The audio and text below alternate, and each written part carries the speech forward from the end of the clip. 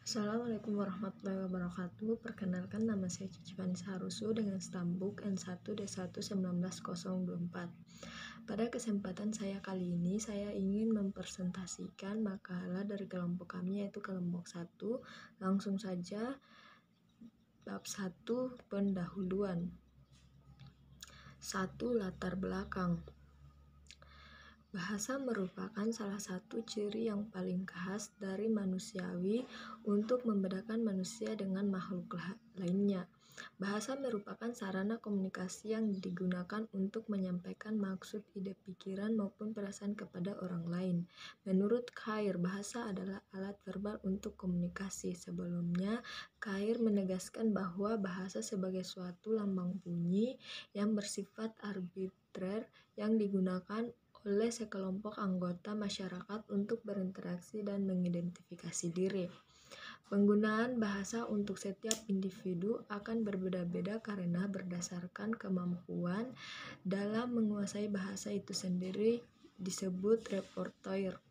Khair dalam Suswanto, pengantar linguistik umum, menyampaikan bahwa dalam setiap proses komunikasi terjadi beberapa hal seperti peristiwa tutur dan tindak tutur dalam situasi tutur.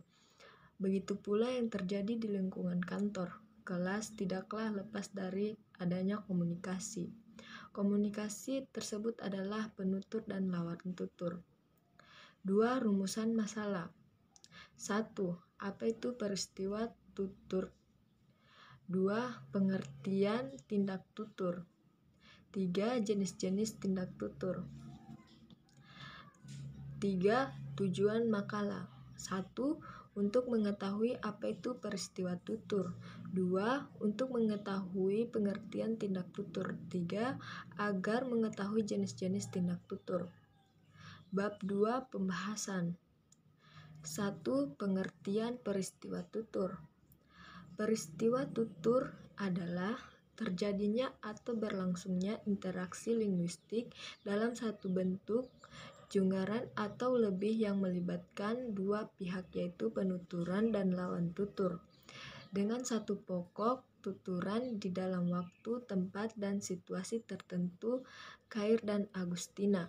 Sebuah percakapan baru dapat disebut sebagai sebuah peristiwa tutur apabila memenuhi syarat-syarat seperti yang dikatakan oleh Delhimes dalam Khair dan Agustina, seorang pakar sosiolinguistik terkenal, bahwa suatu peristiwa tutur harus memenuhi 8 komponen yang bila huruf-huruf pertamanya dirangkaikan menjadi akronim speaking. 2. Pengertian tindak tutur. Menurut Rahmadi, teori tindak tutur pertama kali dikemukakan oleh Austen, seorang guru besar di Universitas Harvard. Menurut Shirley, dalam semua komunikasi linguistik terdapat tindak tutur. Ia berpendapat bahwa komunikasi bukan sekedar lambang, kata, atau kalimat, tetapi akan lebih tetap apabila disebut produk atau hasil dari lambang, kata, atau kalimat yang berwujud perilaku tindak tutur. Tindak tutur merupakan analisis pragmatik atau cabang ilmu bahasa yang mengkaji bahasa dari aspek pemakaian aktualnya. Tindak tutur merupakan entitas yang bersifat sentral di dalam pragmatik dan juga merupakan dasar bagi analisis topik-topik lain di bidang ini seperti peranggapan, perikutan, implikatur, percakapan, prinsip, dan kerjasama kesatuan. 3. Jenis-jenis tindak tutur. 1. Tindak tutur ilokusi. Tindak tutur lokusi adalah tindak tutur yang semata-mata hanya bermaksud untuk menyatakan sesuatu sesuai dengan tuturan yang diucapkan dengan ada maksud lain di dalamnya. Tindak tutur semacam ini biasanya tidak mempermasalahkan maksud dan fungsi tuturan yang disampaikan oleh penutur. 2. Tindak tutur ilokusi.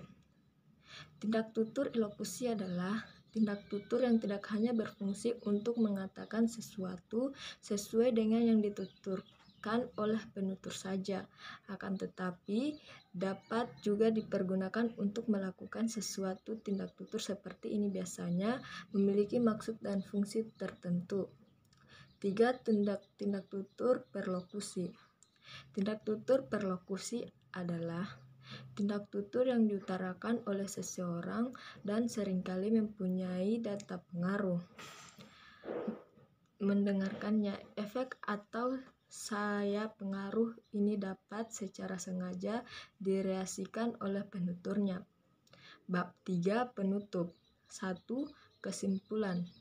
Tutur adalah terjadinya atau berlangsungnya interaksi linguistik dalam satu bentuk atau ajaran lebih yang melibatkan dua pihak, yaitu penutur dan lawan tutur, dengan satu pokok tuturan di dalam waktu, tempat, situasi tertentu.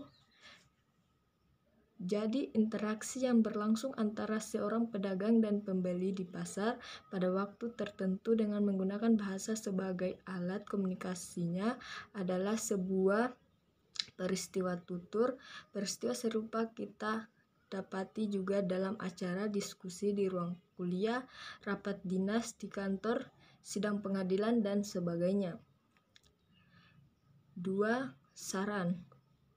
Adapun saran yang disampaikan adalah sebagai seorang mahasiswa hendaknya untuk lebih mengembangkan pengetahuan dalam memahami pengertian dari peristiwa tutur dan tindak tutur, contohnya di dalam kehidupan sehari-hari.